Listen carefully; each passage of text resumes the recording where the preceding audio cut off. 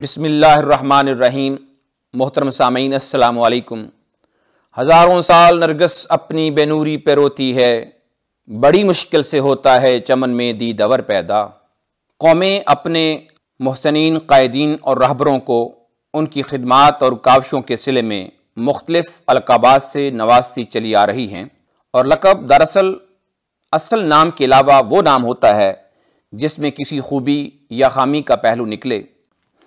19ویں صدی میں بر صغیر پاک و ہند کے افق پر ایک عظیم راہبر محمد علی جناح کا نام ابھرا کہ جنہوں نے مسلم قوم کو انگریزوں اور ہندوؤں سے رہائی دلوا کر ایک الگ وطن پاکستان بنا کر دیا۔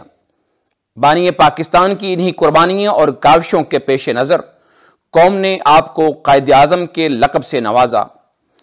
آپ کو یہ لقب کب اور کس نے دیا، تحریک پاکستان کے ان تاریخی پہلوؤں کو اجاگر کرنے کے لیے اور نسل نو تک یہ روشنی پہنچانے کے لیے یہ پروگرام پیش کیا جا رہا ہے۔ قائداعظم محمد علی جناح کو اس لقب کے دیے جانے کے حوالے سے 3 تاریخی روایات دستیاب ہیں۔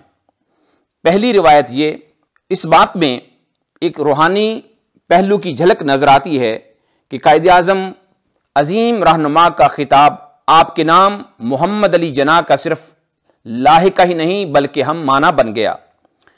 یہ لقب سب سے پہلے ایک مذہبی شخصیت مولانا احمد سعید نے جامع مسجد مراد آباد انڈیا میں 7 دسمبر 1930 کو اپنی تقریر میں استعمال کیا۔ احمد سعید کے الفاظ یہ تھے کہ آج مسلمانوں میں سیاست کو سمجھنے والا ان یعنی محمد علی جناح سے بہتر کوئی شخص نہیں، لہٰذا مسلمانوں کے قائداعظم کہلوانے کے وہ بجا طور پر مستحق ہیں۔ اس کے علاوہ دوسری روایت 1938 کے حوالے سے ہے۔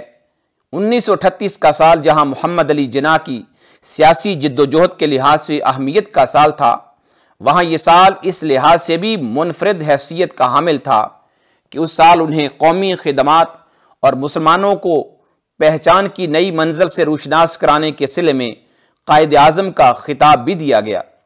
یہ خطاب سب سے پہلے دہلی کے اخبار الامان کے مدیر مولانا مظہر الدین نے اپنے اداریے میں استعمال کیا، جو بہت جلد زبان زد عام ہو گیا۔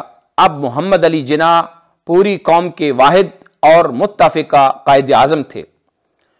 قائد اعظم کو یہ لقب دیے جانے کے حوالے سے تیسری روایت 11 اگست 1947 کے حوالے سے ہے کہ جب یہ لقب تحریک پاکستان کی کاوشوں کے درمیان عام ہو گیا تو 11 اگست 1947 کو نوابزادہ لیاقت علی خان نے پاکستان کی آئین ساز اسمبلی میں ایک قرارداد پیش کی کہ 15 اگست 1947 سے مجلس آئین ساز پاکستان کے صدر اور پاکستان کے نامزد گورنر جنرل محمد علی جناح کو تمام سرکاری قوانین، دستاویزات، مکاتیب اور مراسلت میں قائد اعظم محمد علی جناح کے نام سے مخاطب کیا جائے۔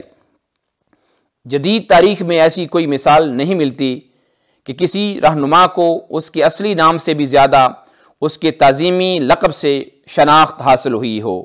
نگاہ بلند، سخن دل نواز، جام پرسوز، یہی ہے رخت سفر میرے کارواں کے لیے۔